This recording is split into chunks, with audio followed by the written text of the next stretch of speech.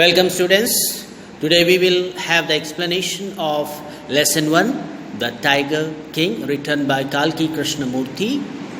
So let's have a description about the author.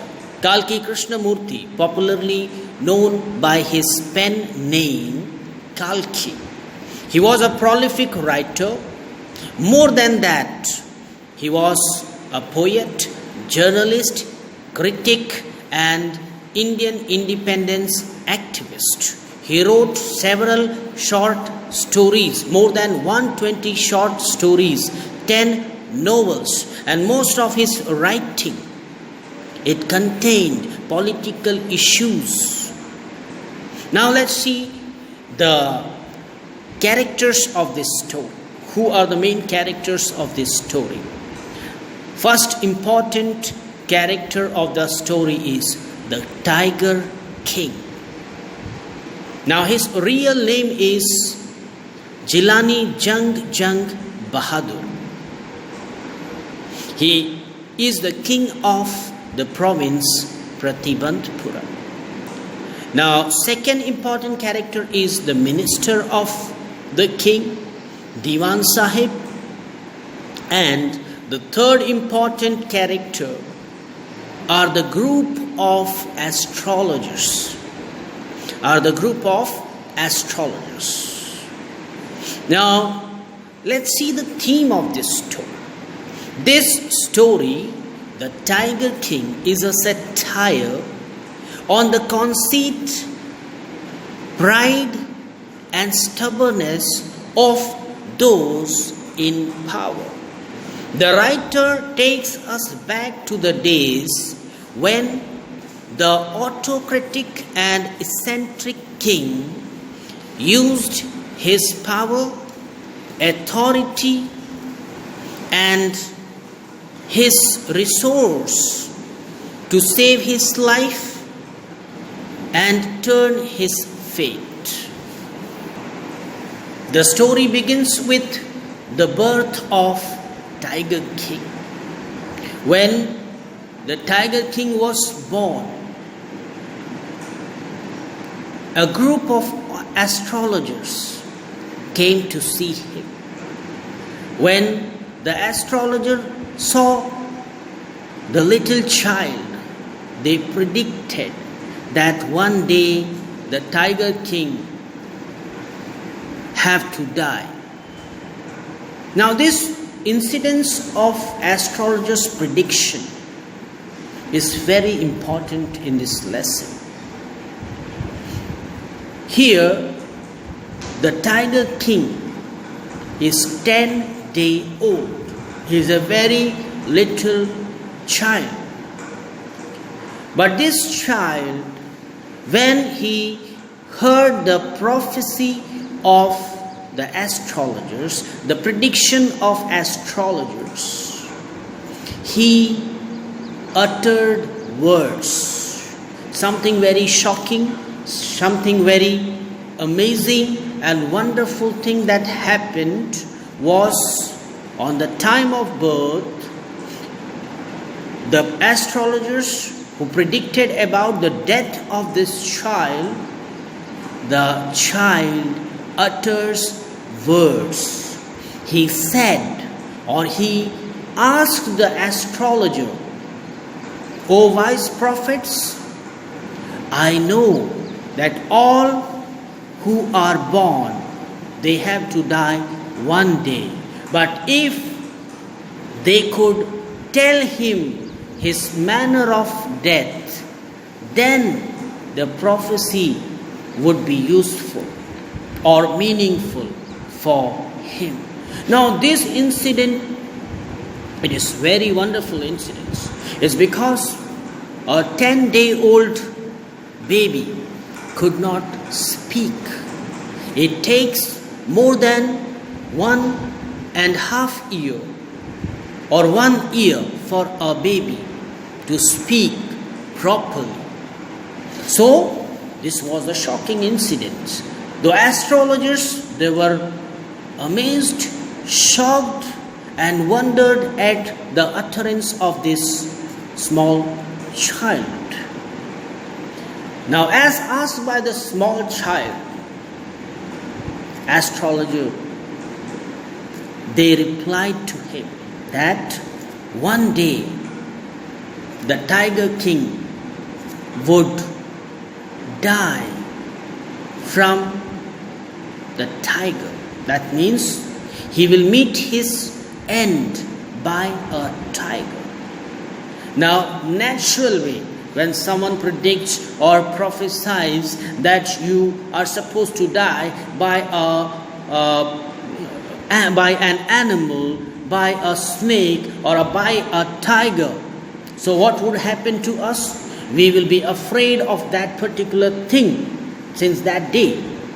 We will be afraid to hear that word. But what happens? Extremely opposite thing happens. The baby, instead of getting afraid,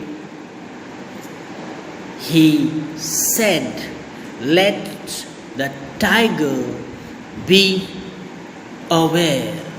Let tigers be aware." This was the statement that proceeded out of the mouth of 10-day-old Tiger King. Indeed, an amazing statement. This was a miraculous event in the province of Pratibandpuram. Since then, there was no remarkable event, no miraculous event. When the crown prince came to the age of 20, the state came into his hands. He became the king of the province of Pratibandpuram. There were many forests in the Pratibandpuram state. They had many tigers in them. One day, a line of thought came into the mind. What was that line of thought? What was that thought? That if someone kill a cow in self-defense, it's not a crime. It's because the act is done for the self-defense. So this line of thought changed his mindset. If cow can be killed for the sake of self-defense, why can't be tigers? Because he wants to defend himself from tigers. So henceforth, he decided to kill the tigers found in the forest of Pratibandpuram. This was his vow, this was his promise that he would kill all the tigers of his province so that he can defend himself, so that he can turn down the prophecy of the astrologer, so that he can turn his fate, which was decided before he was born. Then on, the Maharaja started hunting the tiger. The Maharaja was thrilled when he killed his first tiger. Then he sent that tiger to the astrologer.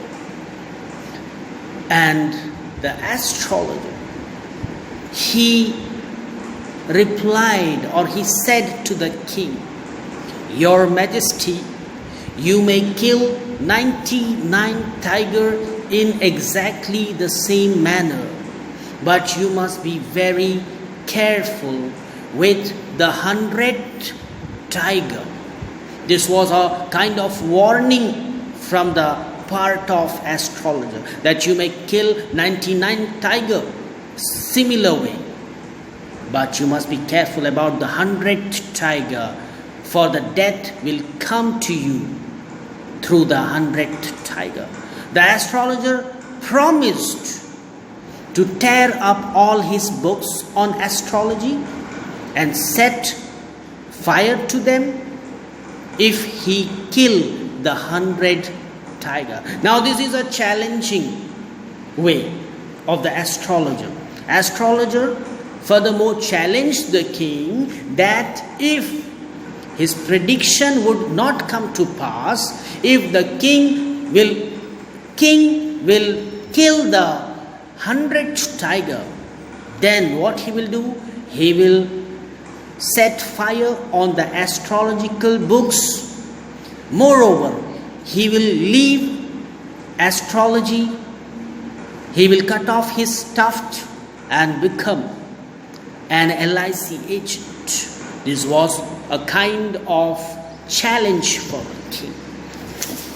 After the challenge of the astrologer, the king was very frustrated. Then he made up his mind to hunt the 100th tiger. He was strongly determined to turn his fate, to change his fortune and save himself from the tiger. So he made a royal decree. He made a royal proclamation that no one in the province of Pratibandhapuram will hunt a tiger. Even if anyone could fling a stone on the tiger, he will suffer stern punishment. Moreover, his house, his property, his assets will be confiscated by the king. This was the royal decree. But why this royal proclamation was made by the king? It's because the king wanted to hunt the tigers alone in order to accomplish the target of 100 tigers. So that's the reason why he issued such a proclamation. Initially, the king seemed well set in his ambition. That means he was specific about his target, about his mission. But on a mission to kill 100 tigers, he faced many difficulties. He faced many problems. Even many times he was exposed to dangers. It's not so easy to hunt tigers. It's not so convenient to hunt tigers. So tigers are rarely found, and tigers are very aggressive and dangerous animal.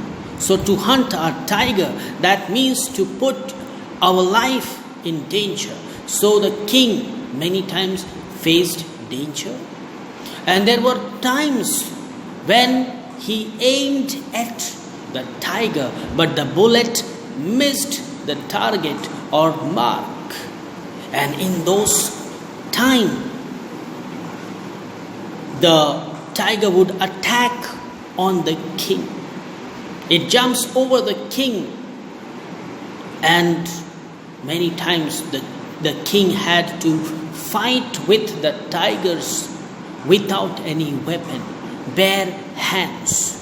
But each time when he fought with the tiger, it was the king who prevailed over the tiger. It was the Maharaja who always won. Why? Because the prediction was that he will die because of 100th tiger. So, the tiger before the 100th tiger would not prevail against the Maharaja.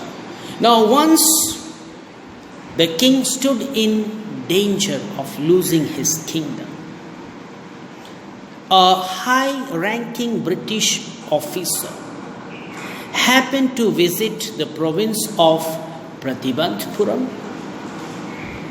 He was very fond of hunting tigers and fonder of being photographed with tigers he had shot. He loved hunting. He is fond of hunting. More than that, he is fonder of being photographed with the tiger whom he have killed. So he happened to visit the province of Pratibandhapuram. Now he only wished to hunt a tiger.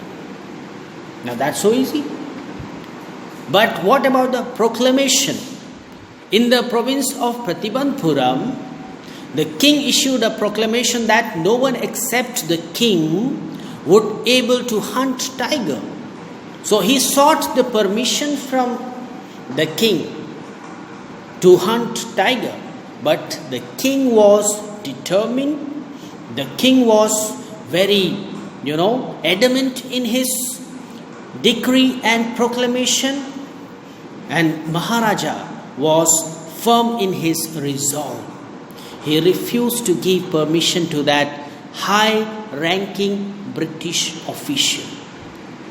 Since he had prevented a British officer from fulfilling his desire, the Maharaja stood in danger of losing his kingdom. He was a very big British official, high-ranking officer. So the king had prevented him, as a result of which he stood in a danger of losing his kingdom. So the Maharaja called the Diwan Sahib, the minister of the court, the royal minister, and discussed the thing with the Diwan Sahib.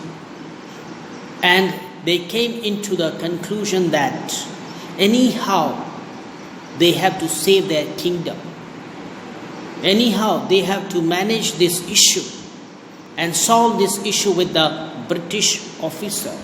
Now Diwan Sahib suggested that in order to convince the British officer, first they should convince his wife. The wife of British officer should be convinced first. It was a suggestion that was given by Diwan Sahib. The Maharaja agreed to the suggestion and brought 50 expensive diamond rings of different designs from the British jewelers. Now, when these expensive diamonds were brought to the king, they presented it to the wife of that high-ranking British officer, as to please her, because women are fond of jewelries, women are fond of gold, silver or diamond. So, in order to convince that British officer, firstly they decided to convince or please the wife of that British officer. Now when they sent 50 expensive diamond rings to the wife of the British officer, the king and the Diwan Sahib, they thought that she will keep 1, 2 or 3 rings. They expected that the wife of British officer would keep only 2 or 3 rings. But extremely opposite happens. She was clever enough to keep all the 50 rings, and in return she has sent a letter of thanks to the Maharaja, saying that the rings are extremely beautiful and she liked them. Now it worth more than 4 or 5 lakh rupees. Finally, the king and the Diwan Sahib, they convinced themselves that losing 4 or 5 lakh rupees is better than losing their entire kingdom. The Maharaja was happy that though he lost 4 or 5 lakh rupees, he had managed to retain his kingdom. The hunting mission of the king continued to be highly successful. That means he was able to kill maximum tigers in his province. Within the time of 10 years, he had killed 70 tigers. But then there were no tigers left in the province of Pratibandhpuram. There happened to be a shortage or extinction in the population of tiger. That means they could not find any more tiger in their province. So as a result of which, the king felt depressed, downhearted and frustrated. So he thought to discuss this issue with his minister. He called Diwan Sahib for a deliberation so that they could discuss over the matter. Now when Diwan Sahib came to the court of the king was standing there taking his gun in his hands. Now there is a humorous part of this play. Let me elaborate. The time when the Diwan Sahib came into the court, the king was having his gun in his hands. He was waving the gun and he asked a question to Diwan Sahib. He asked that, do you know that 30 tigers still remain to be shot down by this gun? Diwan Sahib was frustrated. He was shocked, as if the king wanted to target him or aim at him.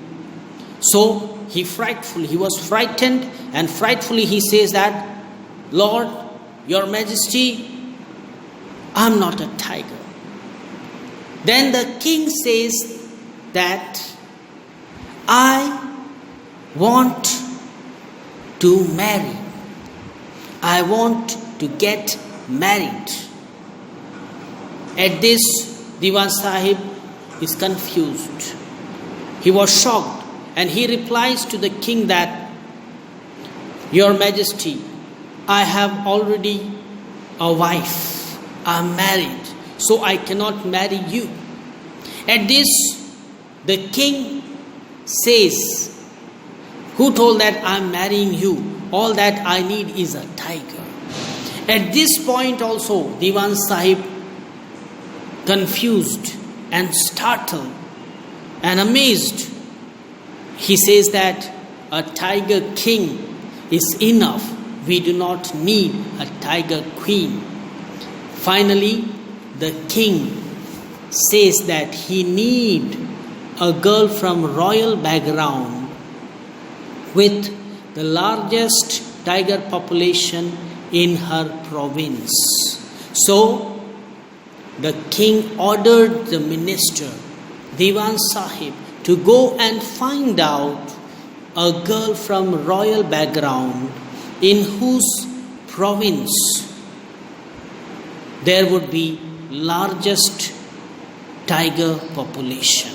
So the minister went out searching for a girl in whose kingdom there would be largest tiger population. And finally, the minister was able to find such a girl with a province having largest tiger population. Now the marriage was done. The king married a girl just for his mission, because he wanted to accomplish his mission of 100 tigers, and there were no tigers available in his province. He wanted to marry that girl. Finally, the marriage is over. Each time he visits his father-in-law's kingdom, he would kill 5 or 6 tigers. Years rolled by and he had killed 99 tigers. The skins of 99 tigers were adorned on the walls of reception hall in the Pratibandhpuram palace. After killing 99 tigers, only one tiger is remaining. there remained just one tiger to be killed to reach the figure of 100. But in the province of his father-in-law, there happened to be a shortage of tiger. He could not find any tiger even in the province of his father-in-law. It became difficult for him. It became impossible for him to locate the last tiger anywhere. The Maharaja was sunk in gloom. He was greatly disappointed, downhearted, and frustrated. In that time, there came a news to him that from a particular hilly area of his province, the sheep are getting disappeared or killed. Now Maharaja, when he heard this news, he jumped out of joy because he thought that this could be the work of a tiger. Because the disappearing of sheep means that the tiger is available in the province. So he ordered his hunters, soldiers, and ministers to go into that hilly area and encamp in the forest in order to find out the last tiger. But the tiger was not easily found. After a lot of searching and waiting, the king was not able to find the last tiger. He is at the point of accomplishing his target. He is at the point of fulfilling his target, but yet only one single tiger is left, as a result of which it aggravated the anger of the king. The king was very angry that he dismissed many of his soldiers and officers because he was not able to locate the last tiger. One day, the tiger king was very angry. He called the diwan and ordered him to double the land tax because he was angry with the people too. So he ordered the Diwan Sahib to double the land tax. But Diwan Sahib said that the people would be discontented. Then their state too would fall a prey to the Indian National Congress. Diwan Sahib disagreed with the decision that has taken by the king, and he asked the king not to do this. The king asked the diwan to resign. Now the thing comes to the Diwan Sahib. The king is very angry with the people of the province. The king is very angry with the soldiers and the officers. Now he is getting angry with Diwan Sahib, and he asked for his resign or resignation. The Diwan felt afraid. He felt very depressed. What if that he will lose his job due to the anger of his king? So he was very frustrated. He was very depressed and could not know what to do. He returned to his house. He returned back to his house, and while he was thinking about all these things, he happened to see a tiger in his house, which he had brought from the People's Park in Madras and kept hidden in his house. The Diwan Sahib brought an old tiger from the People Parks, Madras, and kept it hidden in his house. When he saw that tiger, he felt that his life is returning to him. That means he was renewed, he was refreshed. to find a tiger. And the thought and plan came into his mind that why can't he take this tiger to the forest where the king is encamped. Diwan and his wife, they have planned that they will take their tiger, which they have brought from the People's Park, Madras. They will take it and drop it in the forest where the king has encamped. So at the midnight, when the town was sleeping, Diwan and his aged wife dragged the old tiger to the car and shoved it into the seat. The Diwan himself drove the car into the forest where the king was encamped. But when they reached the forest, the tiger refused to get down from the car, as if he was sitting on satyagraha.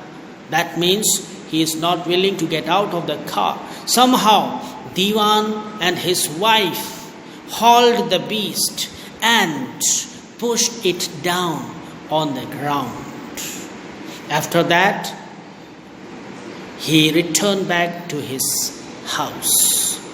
No one knows the fact that Diwan, in order to save his job, in order to save the people of Pratibandpuram, in order to save the jobs of soldiers, hunters and officers, he has devised a plan.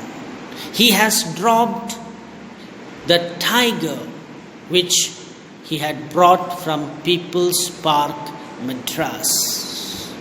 Now on the following day, the same old tiger wandered into Maharaja's presence.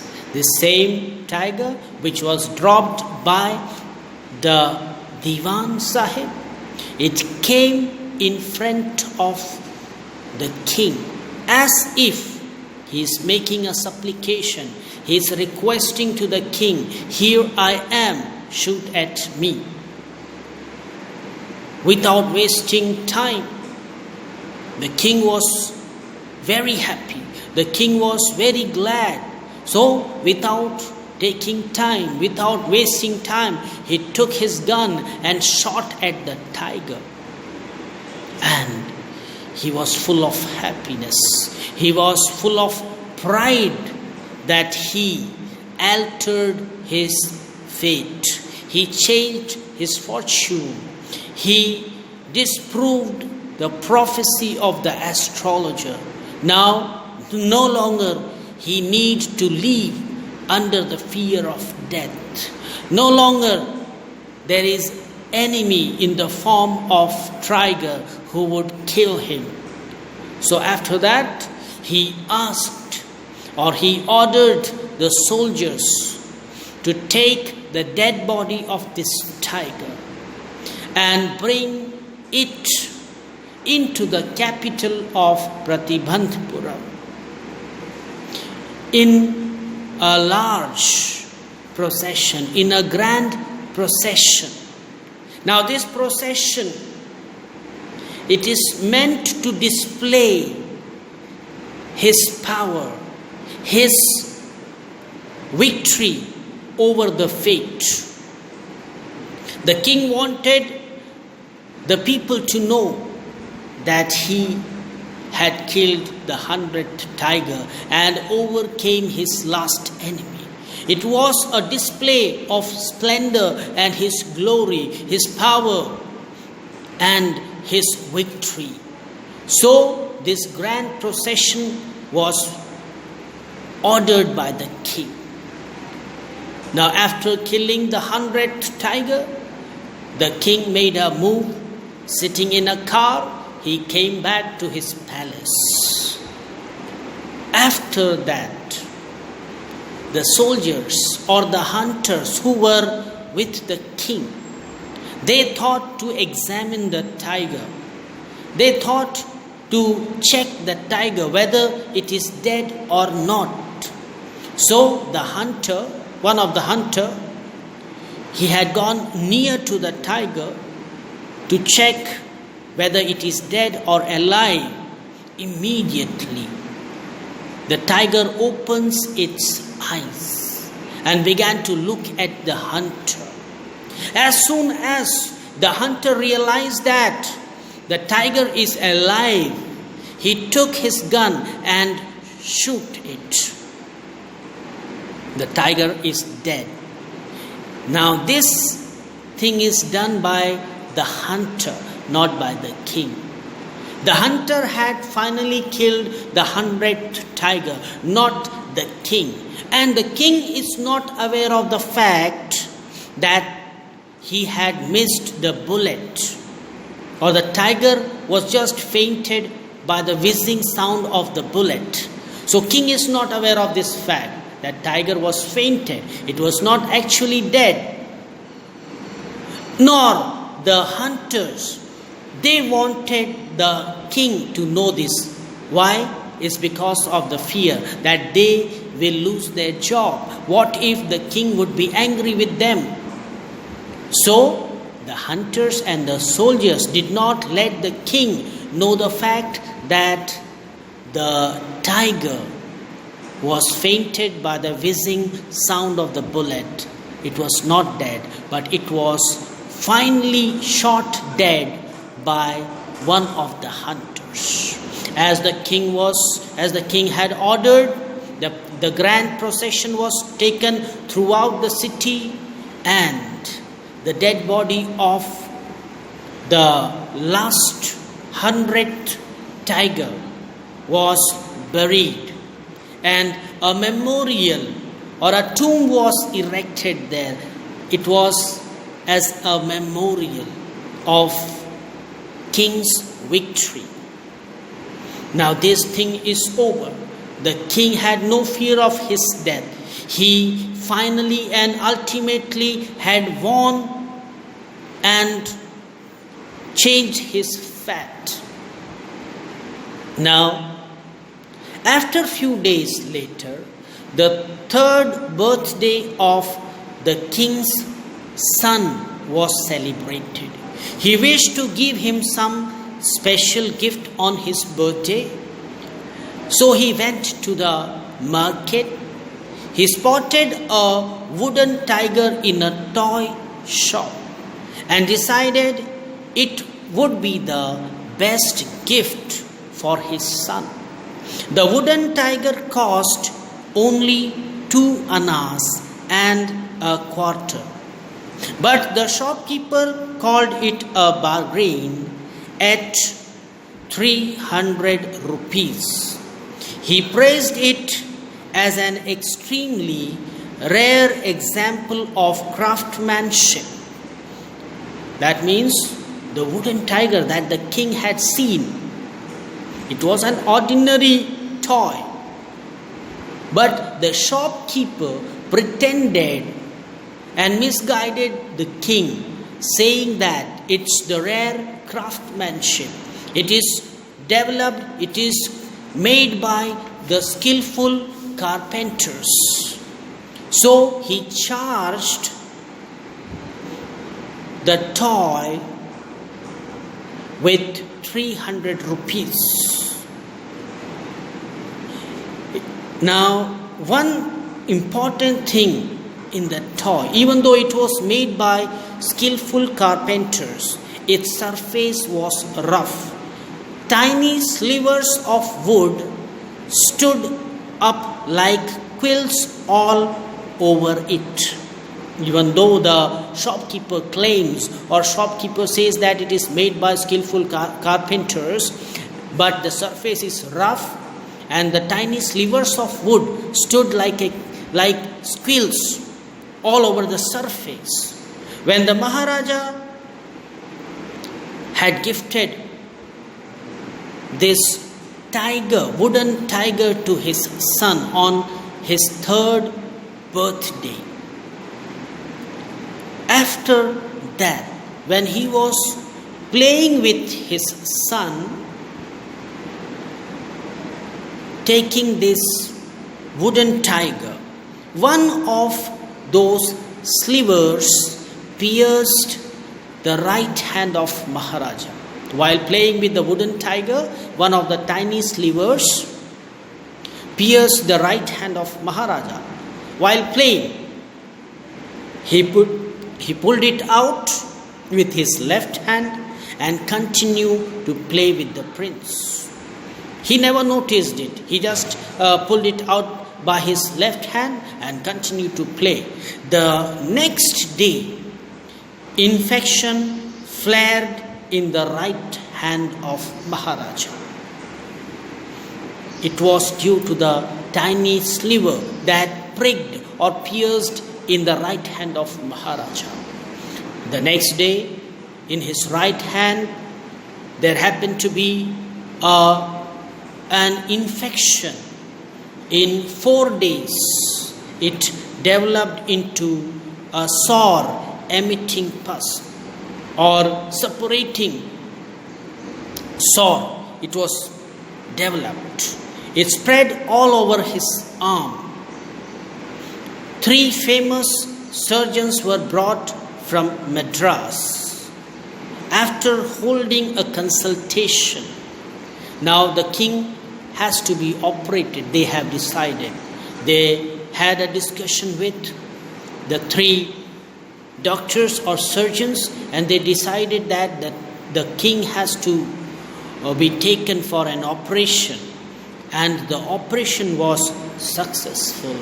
The Maharaja died. In this manner, the 100th tiger took its final revenge on the Tiger King. And this was how the prophecy of the astrologer came true.